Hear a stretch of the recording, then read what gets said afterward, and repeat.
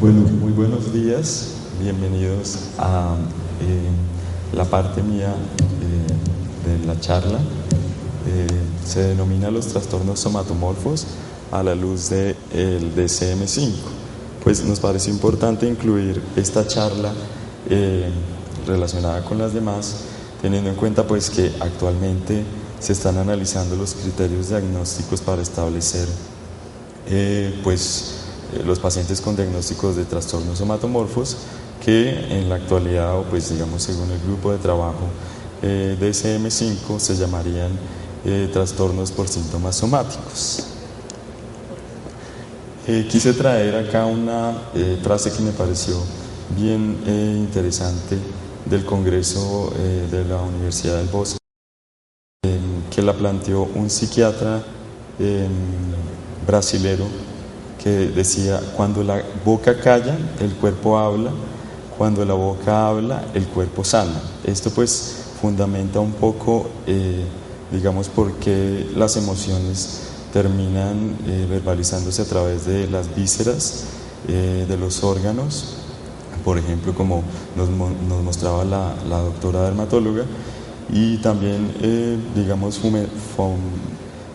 daría un argumento para la psicoterapia en cuanto a que una catarsis puede ayudar a liberar todas esas tensiones emocionales, y de esta manera pues podríamos disminuir todos esos síntomas somáticos inconscientemente percibidos por el paciente antes de la intervención.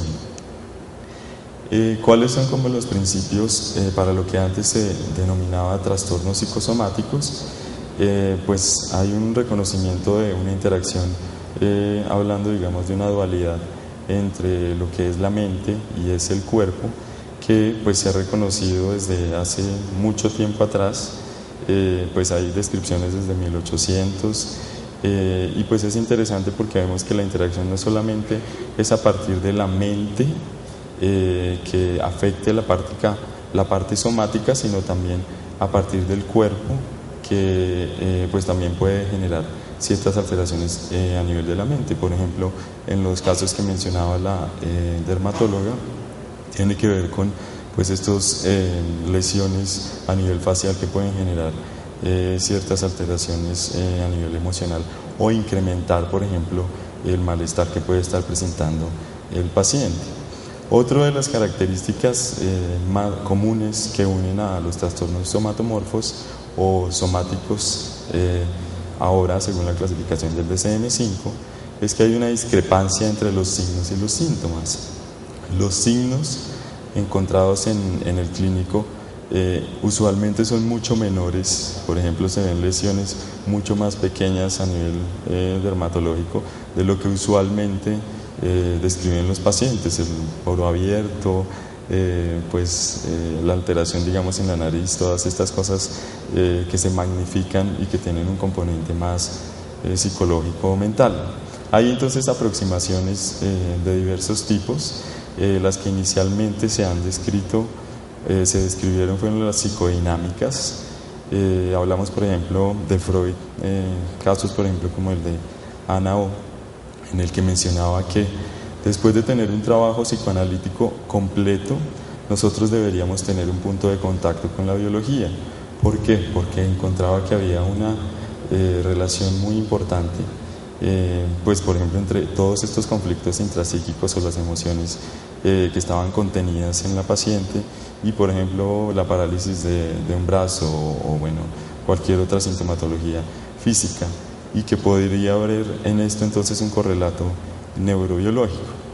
Sin embargo, pues estas teorías psicodinámicas han ido siendo reemplazadas pues en la medida en que han avanzado los métodos diagnósticos, las investigaciones. También pues han entrado a ver explicaciones más desde el punto de vista cognitivo-conductual, y a nivel biológico también hay ciertas explicaciones. Por ejemplo, en cuanto al trastorno por somatización, se ha evidenciado, según algún estudio que revisé, que el circuito de la recompensa, que estaría, digamos, ligado más hacia el sistema dopaminérgico, tendría ciertas alteraciones subyacentes. Ahí se podría encontrar, por ejemplo, un correlato neurobiológico. Lo otro es que hay que tener en cuenta pues, que los síntomas físicos no solamente pueden derivar de cambios en regiones cerebrales. Mencionaban en este estudio, por ejemplo, que era frecuente encontrar pacientes con esquizofrenia que podían tener quejas somáticas persistentes y probablemente pues desde el punto de vista neuroanatómico pueden haber relaciones con este tipo de sintomatología, pero además hay que tener en cuenta, por ejemplo, los aspectos psicosociales, digamos el estrés relacionado, por ejemplo, con un desplazamiento forzado, con una condición ambiental, tiene mucho que ver en la aparición, mejoría o no de la sintomatología y del trastorno.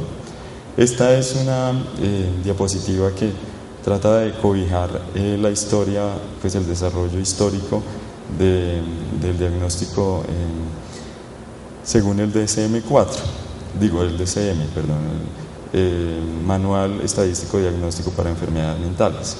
Entonces aparece, según comentan, pues a partir de después de la Segunda Guerra Mundial, aparecen muchos soldados que tienen múltiples problemas psiquiátricos y encuentran que, por ejemplo, estos problemas psiquiátricos que ahora, por ejemplo, los podemos denominar como estrés postraumático, en ese entonces variaba dependiendo del hospital en donde se fueran o hubieran sido evaluados. Entonces se hace importante categorizar, clasificar, establecer diagnósticos para pues, ayudar en las investigaciones en el diagnóstico y la unificación de conceptos, y se denomina como un trastorno psicofisiológico, autonómico y visceral.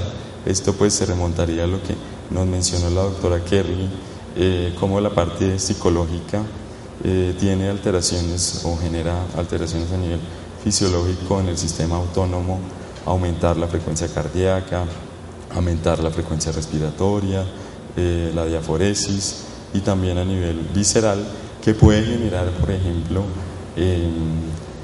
lesiones ya a largo plazo, una gastritis a largo plazo que podría generar, por ejemplo, una úlcera. Después, ya en 1967, quitaron el término autonómicos y viscerales para dejarlo solo como trastornos psicofisiológicos. Aquí empezaron a, digamos, reevaluarse un poco las teorías, por ejemplo, que habían establecido el psicoanalista Franz Alexander, y se empezaron a tener en cuenta más las ciencias comportamentales y cognitivas. En 1979, con el DCM-3, se denominan factores psicológicos que afectan la condición física. Aquí hay algo que se introduce que es bien interesante, porque se establece el eje multiaxial que implica que hay enfermedades médicas, pero también tienen en cuenta que pueden haber trastornos de personalidad, que pueden haber discapacidades cognitivas o que pueden haber estresores psicosociales, ambientales, que están relacionados con pues, este trastorno en especial, y que ayuda en cuanto al diagnóstico, pero también en cuanto a la intervención y al manejo. Posteriormente, en 1993, se denominó como factores psicológicos que afectan la condición médica, ya se cambió el término de físico por médico, y pues en el DSM-4 revisado, trastornos somatomorfos. Acá pues digamos como diferenciaciones frente a los anteriores es que incluyen nuevos criterios, y eso ayuda también a que haya adición de otros trastornos que antes no se consideraban en el DSM-3. La propuesta que tiene el DSM-5 es que los denominemos, como les mencioné, trastornos por síntomas somáticos en los que hay un mayor rol biológico, no porque antes no lo hubiera, sino porque posiblemente pues ahora tenemos mucho más desarrollo de apoyos diagnósticos, y en las otras especialidades, por ejemplo gastroenterología, dermatología, se están teniendo en cuenta pues muchos otros factores que pueden estar relacionados con el desarrollo de esta patología. Pues de todas formas, esta nueva propuesta ha generado muchas controversias. Se fundamenta el cambio de terminología en cuanto a que se ven controversias y dificultades en los criterios diagnósticos actuales con el DSM-4 y dificultades también en cuanto al manejo teniendo en cuenta esto.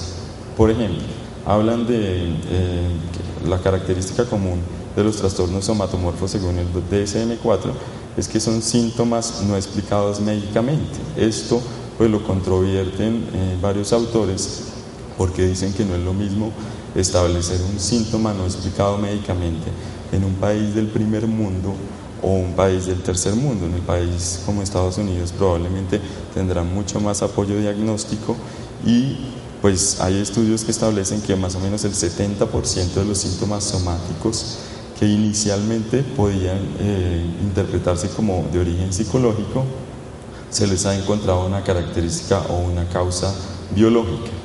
Entonces ahí variaría dependiendo del contexto cultural en que se hiciera el diagnóstico.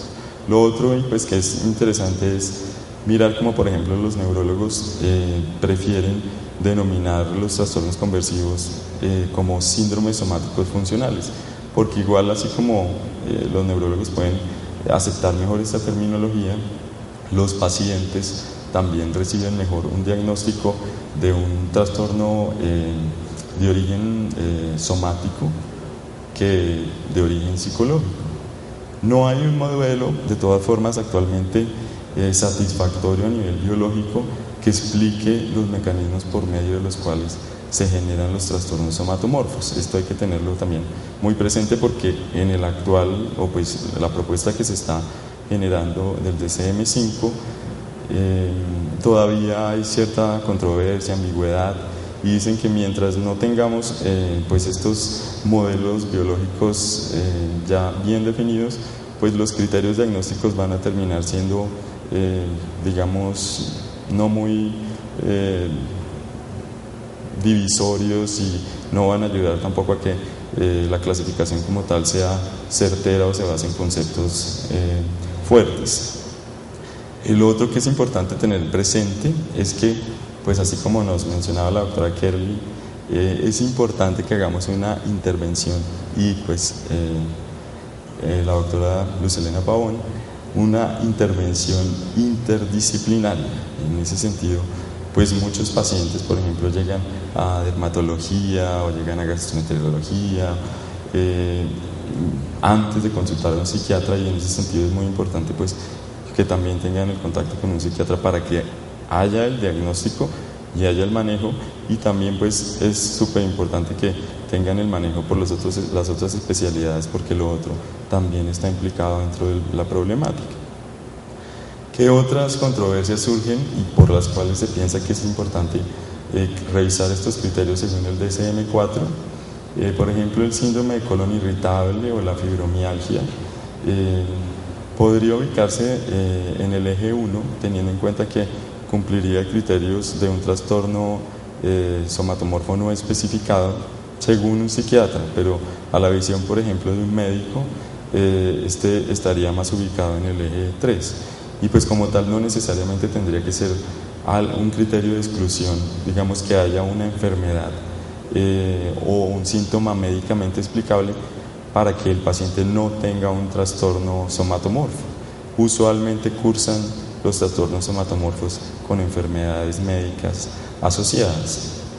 Lo que les mencionaba respecto a la estigmatización, la ambigüedad, pues también vemos que el DSM-4 plantea, por ejemplo, para trastornos por síntoma, trastorno somatomorfo, trastorno somático, 4 criterios para dolor, 2 criterios gastrointestinales, un criterio sexual, pero finalmente esto termina siendo un poco difícil para calcular, para establecer.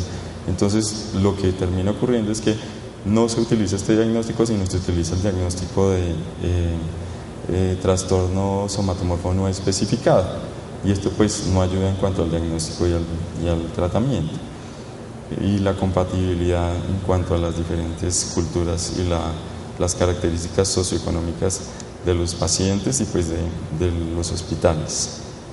Los pacientes también pueden tener problemas en cuanto a la memoria, entonces es usual que un paciente en una primera consulta pueda recordar, digamos que tiene más que todo predominio de dolor, pero en la otra consulta puede que lo que predomine es la ansiedad por estar enfermo. Entonces eso cambiaría un poco el criterio y también haría que hiciéramos un diagnóstico diferente, y eso no ayudaría en cuanto a la estabilidad, a la confiabilidad y a la validez de esos criterios que se tienen actualmente, y a los que el grupo propone tampoco es que pues haya tanta confiabilidad. Lo que les mencionaba, que terminan siendo los trastornos por somatización, trastornos por dolor y trastornos somatomorfos, pues diferenciaciones solo desde el punto de vista clínico, pero sin una, digamos, hipótesis o una teoría fuerte a nivel biológico, y pues esto, digamos, no es bueno en cuanto a la diferenciación de cada trastorno. Otra cosa que planteaban y que era muy interesante en este estudio era que pues hay, digamos, ciertos aspectos que se comparten, por ejemplo, entre el trastorno de ansiedad y la hipocondriasis. En el trastorno de la ansiedad pues hay una preocupación excesiva frente a un aspecto específico. En la hipocondriasis es más que todo frente a la salud. Hay ideas, digamos, repetitivas y relacionadas en el trastorno de ansiedad que podrían decirse de carácter obsesivo. En la hipocondriasis también lo hay. Entonces hay, por ejemplo, autores como Noyes, pues menciona que hay mucha similitud y posiblemente pueda que no haya una diferencia significativa entre uno y otro diagnóstico. Igual con el trastorno conversivo y el trastorno disociativo. Usualmente los pacientes que tienen trastorno de conversión cursan con síntomas disociativos. Entonces es difícil poder diferenciar estas dos entidades. Lo mismo que, por ejemplo, con el trastorno dismórfico corporal. Usualmente los pacientes que tienen trastorno dismórfico corporal cursan con preocupaciones más que todo hacia defectos físicos en la cara. Y la cara pues representa, digamos, como decía la doctora, lo que mostramos hacia el público.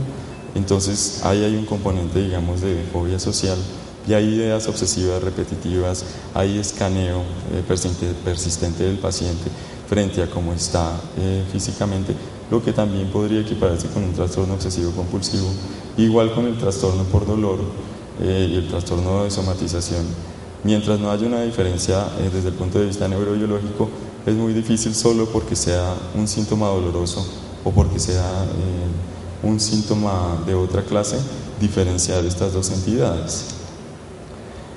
¿Qué es lo que propone el DSM-5 o el grupo de trabajo que todavía está en discusión? Que se elimine el criterio de explicado, no explicado médicamente, por todas las cosas que les mencioné. Un diagnóstico establecido a partir de hallazgos negativos es menos confiable que un diagnóstico establecido a partir de características positivas, como por ejemplo los síntomas psicológicos, que es algo que se introduce en este nuevo DSM-5. Lo otro, la confiabilidad, la comorbilidad, y que esto perpetúa también el dualismo entre lo que es la mente y el cuerpo, como si se consideraran dos entes diferentes. Hay dos criterios importantes a tener en cuenta para definir si una persona tiene un trastorno por síntomas somáticos: que el síntoma somático como tal genere una alteración importante en el funcionamiento global, y aquí vienen ya los criterios psicológicos, que es como la parte novedosa del grupo de trabajo de M5, y es que hay distorsiones cognitivas manifestadas por un alto nivel de ansiedad respecto a la salud, hay preocupaciones desproporcionadas y persistentes sobre la gravedad médica de los síntomas, generalmente catastróficas, y hay excesivo tiempo y energía dedicada a estos síntomas, como lo que le pudo haber pasado a Michael Jackson. Entonces se divide en simple y complejo. Aquí hay una característica que lo hace, digamos, más fácil de determinar, y es que es simple si hablamos de que el síntoma somático con alteración en el funcionamiento global dura de 1 a 6 meses. Complejo cuando hablamos de que dura más de 6 meses. El simple cuando solo presenta un síntoma psicológico, es decir, o el pensamiento o la ansiedad, o por ejemplo el comportamiento relacionado con estas dos otras características. El complejo implicaría que tiene el pensamiento más la ansiedad, o el pensamiento más la ansiedad más el comportamiento. Dentro de los simples, pues entrarían entonces el somatomorfo, el indiferenciado, el por dolor, la hipocondría, y pues según algunos estudios, no es que se tengan tampoco muchos respecto a esta nueva clasificación, el simple sería menos severo y tendría una condición residual, o sería una condición residual del complejo. Estos son también, pues, otra vez los criterios: A, síntomas somáticos; B, los síntomas psicológicos; C, la cronicidad, que es lo que mencionaba, y pues tener en cuenta que para diagnosticar un trastorno por síntomas somáticos complejos implicaría que se cumplieran los 3 criterios. Se puede clasificar dependiendo de si predominan las quejas somáticas, que eso se equipara a algo en el DSM-4 que vamos a ver en la otra diapositiva, con predominio de ansiedad por la salud y con predominio de dolor. Esta es como la equiparación, digamos, la diferenciación entre lo que plantea el DSM-4 frente al DSM-5. Se incluirían categorías que antes no estaban incluidas, como por ejemplo los factores psicológicos que afectan la condición médica. Otra que estaría, digamos, se incluiría y que antes no se incluía es trastorno por ansiedad de enfermedades, que es la misma hipocondriasis, pero no hay un síntoma somático como tal. El trastorno facticio, bueno, que ese pues antes no se consideraba dentro de los trastornos por síntomas somáticos, y la pseudociesis o el embarazo psicológico. Aquí hacen entonces una equivalencia frente a los que antes llamábamos, por ejemplo, trastorno de somatización, en donde pues correspondería a trastorno por síntomas somáticos complejo con predominio de quejas somáticas. Con predominio de ansiedad sobre la salud, a hipocondriasis, y con predominio del dolor, trastorno por dolor. Este es otro artículo que revisé, que habla pues sobre como las ventajas o desventajas de estos nuevos criterios diagnósticos. Menciona nuevamente lo mismo: la duración de los síntomas, que es más fácil de clasificarlo, que incluye los síntomas psicológicos, que en otro estudio vamos a ver pues que eso ayuda a saber la severidad y si el paciente va o no va a responder a un tratamiento más fácil o menos. Lo otro, pues la clasificación, digamos que los neurólogos utilizan, por ejemplo, más cómodamente el término trastorno por síntomas somáticos funcionales que el trastorno conversivo. Bueno, y ahí pues ciertas cosas negativas frente a esta nueva propuesta.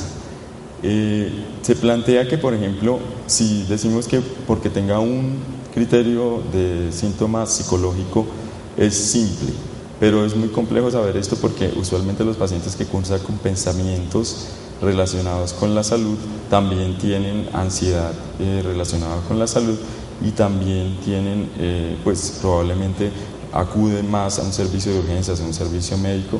Entonces, pues probablemente lo que dicen los autores de este estudio es que van a terminar siendo todos trastornos por síntomas somáticos complejos y no va a haber ningún trastorno por síntomas somáticos simples. Esto haría pues que también volviéramos a lo mismo, que es la dificultad de diferenciar entre si es un trastorno por somatización o indiferenciado o por dolor.